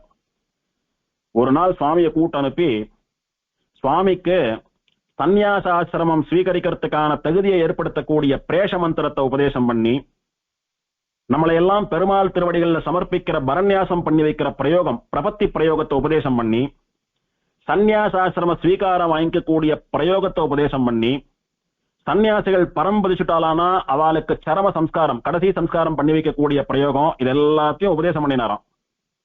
உபதேசம் பண்ணிட்டு உம்ம மூலமா பெரியாண்டவனுடைய சிஷ்ய பரம்பரைகள் அதுல ஒரு பரம்பரைன்னு சொல்லக்கூடிய இந்த பௌண்டரீகபுரம் ஆண்டவன் ஆசிரமம் தடையில்லாமல் அவிச்சின்னமா வளர பெருமாளை பிரார்த்திச்சுக்கிறேன். நான் உபதேசம் பண்ணதெல்லாம் நன்னா மனசுல வச்சுக்கோ, மறந்துடாதீரும், இதெல்லாம் நிச்சயம் உமக்கு ஒரு சமயத்துல பயன்படும்னு சொல்லி குளிர கட்டாட்சிச்சார் ஆச்சாரியன். இது எதுக்கு பயன்பட்டதுன்னா அப்போ இஞ்சிமேடை சிங்கர் ஆசிரம ஸ்வீகாரம் பண்ணிக்கிற சமயத்துல இந்த வெண்ணாத்தங்கர சீனிவாசாச்சாரிய சுவாமி அதாவது பூர்வாசிரமத்துல வெண்ணாத்தங்கர ஆண்டவன் இருக்காரு, அவர் கூட இருந்து இஞ்சிமேடை சிங்கருக்கு ஆசிரம ஸ்வீகாரம் பண்ணி வைக்கிற காரியங்களை எல்லாம் முன்ன நின்று நடத்தி கொடுத்த நிபுணர்னு சொல்லுவா. பரவாக்கோட்டாண்டவன் சாட்சியிருக்கார். அந்த மாதிரி ஒரு சன்னியாசி ஆசிரம ஸ்வீகாரம் பண்ணிக்கும் போது கூட இருந்து பண்ணி வைக்கக்கூடியதான ஒரு நைபுண்ணியம் ஆச்சாரியன் பண்ணின உபதேசத்தாலே ஏற்பட்டது. ஆச்சாரியன் சாதித்த வாக்கு பலித்தது. உனக்கு என்னென்னலாம் உபதேசம் பண்ணிருக்கேனோ அதெல்லாம் சன்னியாசிகளுக்கு தேவையான விஷயங்கள், இது கண்டிப்பா ஒரு நாள் பயன்படும்னு சொன்னாரோன்னு அந்த காலம் வந்துடுத்து. இந்த விண்ணாத்தங்கர ஆண்டவன் பௌண்டரீகபுரம் ஆண்டவனுடைய அந்தரங்க சிஷ்யரா இருந்தார். அவரிடத்திலேயே கிரந்த சதுஷ்டயம் காலக்ஷேபம் பண்ணினார், அவராலேயே பரநியாசமும் பண்ணிட்டார். அப்படி எல்லா ஆச்சாரியனமாகவும் இருக்கக்கூடிய பௌண்டரீகபுரம் ஆண்டவனிடத்துல இந்த சுவாமிக்கு விசேஷமான பக்தி உண்டு. சின்ன வயசுல வெண்ணாத்தங்கர ஆண்டவனுக்கு குடும்ப பொறுப்பை ஏற்க வேண்டிய நிலைமை ஏற்பட்டுடுத்து. தோப்பனார் சின்ன வயசுலயே பத்ரியில பரம்பதிச்சுட்டார். சுவாமிக்கு கூட பிறந்தவா 3 பேர் இருக்கா, தாயார் இருக்கா, அவளுக்கெல்லாம் சாதம் போடணும், குடும்பத்தை பார்த்துக்கணும், கல்யாணம் பசங்க இதெல்லாம் உண்டு. அதனால சாமானிய சாஸ்திரங்கள்னு சொல்லக்கூடிய தர்க்கம் வியாக்கரணம் இதெல்லாம் போய் படிக்கிறதான ஒரு வாய்ப்பு இல்லாத போயிடுத்தான் சுவாமிக்கு. ஏன்னா சின்ன வயசுலயே வாத்தியாரா உத்தியோகம் பார்க்க ஆரம்பிச்சுட்டார், சம்பாதிக்கணும், கோயில் கைங்கரியம் வேற, அனுஷ்டானங்கள் வேற, எங்க போய் தங்கி சாஸ்திரம் படிக்கிறது. அதனால தர்க்கம் வியாக்கரணம் எல்லாம் சுவாமி வாசிக்கலன்ற ஒரு குறை உண்டாம் சுவாமிக்கு மனசுல. அது எல்லாத்தையும் தூக்கி சாப்பிடும்படியா ராமானுஜருடைய மறு அவதாரமா இருக்கக்கூடிய பௌண்டரீக பிரமாண்டவன் ஸ்ரீனிவாச மகாதேசிகன் இடத்துல ஸ்ரீபாஷ்யம் முதலான வேதாந்த சாஸ்திரங்களை எல்லாம் காலக்ஷேபம் பண்ணினாரே, அந்த பாக்கியம் எத்தனை பேருக்கு கிடைக்கும்? குறிப்பா இந்த வெண்ணாத்தங்கர ஆண்டவனுக்கு ஸ்ரீமத் ரகசிய திரயசாரத்துல விசேஷமான பாண்டித்யம், விசேஷமான ஆழ்ந்த ஞானம் உண்டாம். அதே மாதிரி அந்த பௌண்டரீகபுரம் ஆண்டவனுடைய அனுகிரகத்தினாலே இந்த சுவாமிக்கு ஆசிரம ஸ்வீகாரம் நடந்தது எப்படின்னா, அது ஒரு விசேஷமான ஒரு கதை. அதாவது இந்த விண்ணாத்தங்கர ஸ்ரீனிவாசாச்சாரிய சுவாமி சன்னியாசம் வாங்கிக்கணும்னா ஆத்துல மாமின்ற சொல்லிட்டு தானே புறப்படணும். குடும்பத்தை நீங்க பாத்துக்கோங்க, நான் சன்னியாசம் வாங்கிக்க போறேன் அப்படின்னு சொல்லிட்டு அவ ஒத்துண்டா தானே புறப்படணும். நிறைய இடங்கள்ல இந்த மாதிரி குடும்பத்துக்காக உழைக்கிறவா, ஊருக்காக உழைக்கிறவா, ரொம்ப நல்லவாளா இருக்கிறவாள் எல்லாம் பிரியறதுக்கு மனசு வராது. மாமியோ பசங்களோ அழுவா, ஒத்துக்க மாட்டா. ஆனா இவர் தான் சன்னியாசியா வரணும்னு பெருமாள் திருவுள்ளம் பண்ணிட்டான். அதை யார் மாத்த முடியும்? அந்த சமயம் பார்த்து சுவாமியனுடைய தேவிகள் பரம்பரிச்சுட்டா, தானாவே பரம்பரிச்சுட்டா, உடம்பு வந்துட்டு போயிட்டா. இப்போ தடை சொல்றதுக்கு யாரும் இல்ல பாருங்க. பிராமணன் நிராசிரமியா இருக்கக்கூடாது, ஒண்ணு பிரம்மச்சாரியா இருக்கணும், இல்ல ஆமடியாளோட இருக்கணும், இல்ல சன்னியாசம் வாங்கிக்கணும், எதுவுமே இல்லாம ரெண்டும் கட்டானா இருக்கக்கூடாதுன்னு சாஸ்திரம் சொல்றது. இப்ப காலம் மாறி போயிடுத்து. அப்பெல்லாம் ரொம்ப ஸ்ட்ரிக்டா கடைபிடிச்சுட்டு இருந்தா அதெல்லாம். அதனால தேவிகள் பரம்பரிச்சதையே சாக்காக கொண்டு சுவாமி ஆசிரம ஸ்வீகாரம் பண்ணி கொண்டார். அப்போ ஆசிரம நிர்வாகிகளான மகாவித்வான் அன்பில் கோபாலாச்சாரிய சுவாமின்னு சொல்லக்கூடிய ஏவி கோபாலாச்சாரிய சுவாமி, இந்த மாதிரி முக்கிய பிரமுகெல்லாம் இதுக்கு முன்னாடி எழுதிருந்த பௌண்டரீகபுரம் ஆண்டவன், மன்னார்குடி ஆண்டவன், இந்த மாதிரி ஆச்சாரியெல்லாம் நீர் தான் அடுத்த சுவாமியா வரணும்னு திருவுள்ளம் பத்தினா. ஆகையினால தேவரீர் ஆசிரம ஸ்வீகாரம் பண்ணிக்கணும்னு பிரார்த்திச்சா. அப்போ பௌண்டரீகபுரம் ஆண்டவன் பரம்பதிச்சு அதன் பின்னால மன்னார்குடி ஆண்டவன் எழுந்தருளியிருந்து அவரும் பரம்பரிச்சுட்டு இருந்தார். அப்போ அன்னைக்கு பௌண்டரீகபுரம் ஆண்டவன் பண்ணின அனுகிரகத்தினாலே இந்த வெண்ணாத்தங்கர ஸ்ரீனிவாசாச்சாரிய சுவாமிக்கு பௌண்டரீகபுரம் ஆண்டவன் ஆசிரமத்தினுடைய சன்னியாசியா விண்ணாற்றங்கரை ஆண்டவன் ஸ்ரீனிவாச மகாதேசிகன் என்கிற திருநாமத்திலே ஆச்சரியமா சன்னியாசாசிரம ஸ்வீகாரம் நடந்தது. அப்போ எல்லாரும் சாமியை போய் தேவல் தான் சன்னியாசம் வாங்கிட்டு ஆசிரமத்தை ரட்சிக்கணும்னு பிரார்த்தித்த போது ஒரு வார்த்தை சொன்னாராம் பௌண்டரீகபுர ஆசிரமத்தை காட்டி, இந்த இடத்துலதான் அகலகில்லேன் இறையும்னு ஒரு க்ஷணம் கூட இந்த ஆசிரமத்தை பிரியாமல் இங்கேயே படுத்துக்கிறது, தங்கறது, தீர்த்தாமாடுறது, அனுஷ்டானம் பண்றதுன்னு சொல்லி எங்க சுவாமி என்னுடைய ஆச்சாரியன் பௌண்டரீகபுரம் ஆண்டவன் எழுந்தருளி இருந்தார். இங்கதான் எனக்கு அவரண்ட காலக்ஷேபம், இங்கதான் எனக்கு அவரண்ட பரநியாசம் உபதேசம் எல்லாம் ஆச்சு, இங்கதான் சன்னியாசாசிரம பிரயோகங்களை எல்லாம் எனக்கு உபதேசம் பண்ணினார். அதனால அந்த சுவாமி திருவடிப்பட்ட இடத்துல நான் வாழறதுக்கு கொடுத்து வச்சிருக்கணும், அதுக்காகவே முக்கியமா நான் சன்னியாசாசிரம ஸ்வீகாரம் பண்ணிட்டு ஆண்டவனா இருக்கேன்னு சொல்லி ஒத்துண்டாராம். அப்படி ஒத்துண்டு திருவேந்திரபுரத்துக்கு போய் பெருமாளையும் சுவாமி தேசிகனையும் சேவிச்சுட்டு வரலான்னு போனார். போய் சுவாமி தேசிகன் அனுகிரகத்தை வாங்கிட்டு வந்தார். வந்த உடனே கொஞ்ச நாள்லேயே சுவாமிக்கு ஆசிரம ஸ்வீகாரமாகி சுவாமி விண்ணாத்தங்கர ஆண்டவன் ஸ்ரீனிவாச மகாதேசிகன் அவதாரம் பண்ணிவிட்டார். இதுல இருந்து சுவாமி ஆச்சாரியனாவதற்கு சுவாமி தேசிகனுடைய அனுகிரகமும் பூரணமாக இருந்ததுன்னு சொல்லுவா. அப்படி விண்ணாத்தங்கரையில சுவாமி ஆசிரம ஸ்வீகாரம் பண்ணிட்டு ஊர்வலமா எழுந்தருளின போதும், ஸ்ரீரங்கத்துல ஊர்வலமா எழுந்தருளின போதும் கூட இருந்து அனுபவிச்சவாள்லாம் ராமானுஜரை நேர்ல பார்த்ததாவே சொல்லி கொண்டாடுவா. அப்பேற்பட்ட மகானாக இருந்தார். இப்படி பௌண்டரீகபுரம் ஆசிரமத்தில கிட்டத்தட்ட 24 வருஷங்கள் சன்னியாசியாக எழுந்தருளி இருந்தார். 64வது வயசுல சுவாமிக்கு சன்னியாசாசிரம ஸ்வீகாரம். 64 வயசு இருக்கிறது சுவாமி சன்னியாசி ஆனார். 23 சாதுர்மாசியங்கள் முழுசா முடிச்சார். பேருக்கு 24 வருஷங்கள். அவ்வளவு பெரிய சுவாமியா இருந்தார். பிரணவ ஜபம்னு சொல்லக்கூடியது சன்னியாசிகளுக்கு விதிக்கப்பட்டது. அந்த பிரணவ ஜபத்துல பண்றதுல ரொம்ப பேர் போனவர் பௌண்டரீகபுரம் ஆண்டவன் ஸ்ரீனிவாச மகாதேசிகன். எண்ணிண்டே பண்ணணும். 1 கோடி பிரணவ ஜபம் ஆயிடுத்துன்னா என்னைக்கு 1 கோடி முடியறதோ அன்னைக்கு 4 ஸ்ரீ வைஷ்ணவால கூட்டு போஜனம் பண்ணி வைப்பாராம், ஸ்ரீ வைஷ்ணவ போஜனம். அதே பழக்கத்தை இந்த வெண்ணாத்தங்கர ஆண்டவனும் சன்னியாசி ஆன போது கோட்டி பிரணவ ஜபம் ஆனா விட்டு ததியாராதனை பண்ணி வைக்கிறத வழக்கமா வச்சுருந்தேர்னு சொல்லுவா. அத்தனை தூரம் நிஷ்டரா ஜபம் பண்ணக்கூடியவரா, ஆச்சாரியன் பண்ணினதை கடைபிடிக்கிறவரா எழுந்தருளி இருந்தார் இந்த சுவாமி. இந்த சுவாமி ரொம்ப சிதிலமாகி போன பௌண்டரீகபுரம் ஆசிரமத்தை ஜீர்ணோத்தாரணம் பண்ணினார்னு சொல்லுவா. சுவாமி சன்னியாசியா ஆண்டவனாரத்துக்கு முன்னாடியே பல வருஷங்கள் ஆசிரமத்துல எந்த உற்சவம் நடந்தாலும், குறிப்பா பௌண்டரீகபுரம் ஆண்டவனுடைய திருநக்ஷத்திரம், அவர் பரம்பதிச்ச நாள், திருவத்தியனம், இதெல்லாம் நடக்கிறச்ச ஆசிரமத்துக்கு 3 நாளோ 5 நாளோ கூடவே இருந்து எல்லாத்தையும் நடத்தி வச்சுட்டு போறதுதான் சுவாமியினுடைய வழக்கம். அதுக்காக பல நாள் சுவாமி ஆசிரமத்திலேயே கூட தங்குவார். ஆடி மாசம் பூராட தன்னைக்கு பௌண்டரீக பிரமாண்டவனுடைய திருநட்சத்திரம் வரும், அது ஒரு 5 நாள். ஐப்பசி மாசம் ஆண்டவனுடைய ஆராதனை வரும், அப்போ ஒரு 3 நாள். இந்த சமயம் எல்லாம் சுவாமி ஆசிரமத்திலேயே இருப்பார். நிறைய மகான்கள், நிறைய ஸ்ரீ வைஷ்ணவா வருவா. ஆசிரமம் முழுக்க உட்கார்ந்து சாப்பிடுறதுக்கு இடம் இல்லாம புஷ்கரணி கரையிலே தோட்டத்திலே அங்கங்கன்னு இலை போட்டு சாப்பிடுவாளாம். சில சமயத்துல சாப்பிட்டுட்டே இருக்கிறச்ச மழை வந்து கொடுத்தோம்னா ரொம்ப கஷ்டமா போயிடுமா. குழந்தைகள்லாம் உட்கார்றதுக்கு இடம் இல்லாம அவஸ்தைப்பட்டு சாப்பிடுமா. இதெல்லாம் பார்த்த உடனே சுவாமிக்கு ரொம்ப வருத்தமா. என்ன இது, ஒரு ஆச்சாரியன் திருநட்சத்திர தன்னைக்கு எல்லாரும் நிம்மதியா உட்கார்ந்து சாப்பிட முடியலையே அப்படின்னு வருத்தப்பட்டாராம். அன்னைக்கு ராத்திரி பெரிய மழை பெஞ்சு ஆசிரம சுவரெல்லாம் இடிஞ்சு விழ ஆரம்பிச்சுடுத்தான். அந்த மாதிரி இருக்கிற சமயத்துல பௌண்டரீகபுரம் ஆண்டவனுடைய பாதுகைகளை தலை மேல வச்சு பிரார்த்திச்சுட்டு அங்க இருக்கிற பெருமாள் ஸ்ரீபாதுகை எல்லாம் ஏல பண்ணிட்டு ஸ்ரீரங்கத்துல வெள்ளகோபுரத்துக்கு அருகே இருக்கக்கூடிய கீழ உத்தர வீதிக்கு போயிட்டாராம் சுவாமி.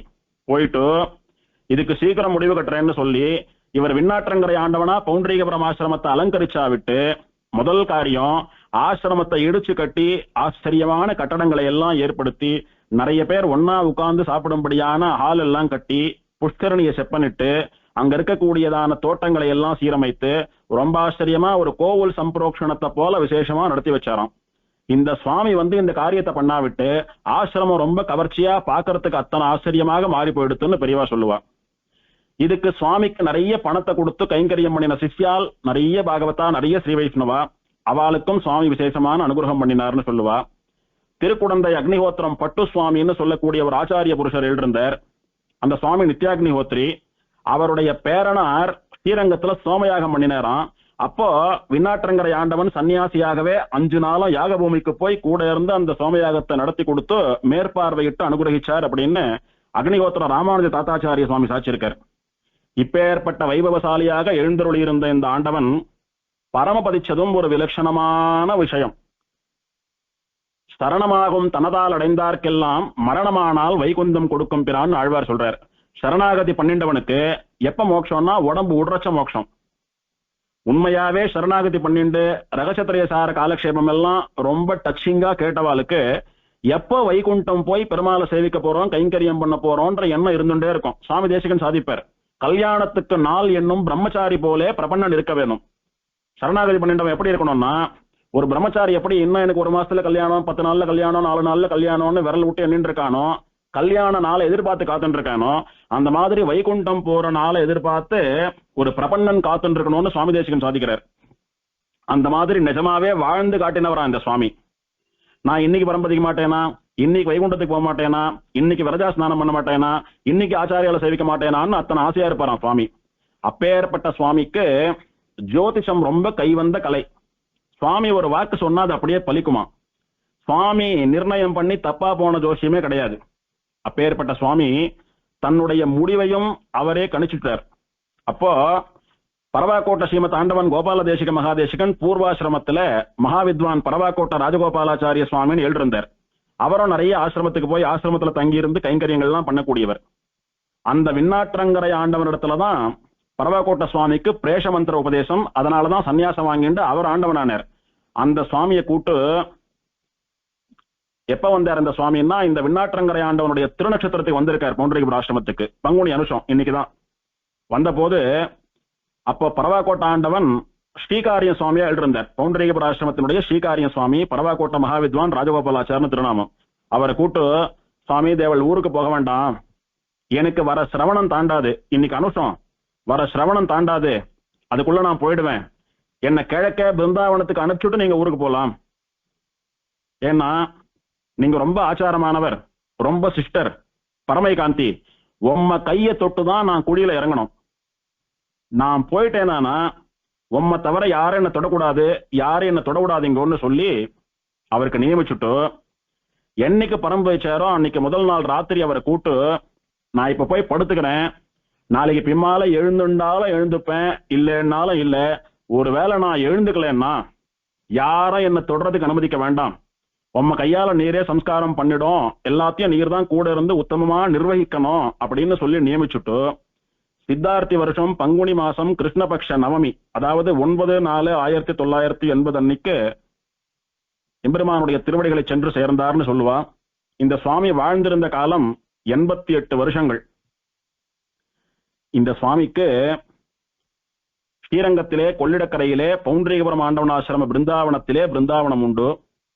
இந்த சுவாமியினுடைய சம்ஸ்காரத்தை அப்போ ஆசிரமத்தினுடைய ஆராதகராக இருந்த கூத்தப்பாக்கம் ரங்கசுவாமி ஐயங்கார்னு சொல்லக்கூடிய சுவாமி, பரவாக்கோட்டை ஆண்டவன் பூர்வாசிரமத்துல பரவாக்கோட்டை ராஜகோபாலாச்சாரிய சுவாமின்னு சொல்லக்கூடிய ஸ்ரீகாரிய சுவாமி இவெல்லாம் சேர்ந்து உத்தமமா நடத்தி வச்சிருக்கா.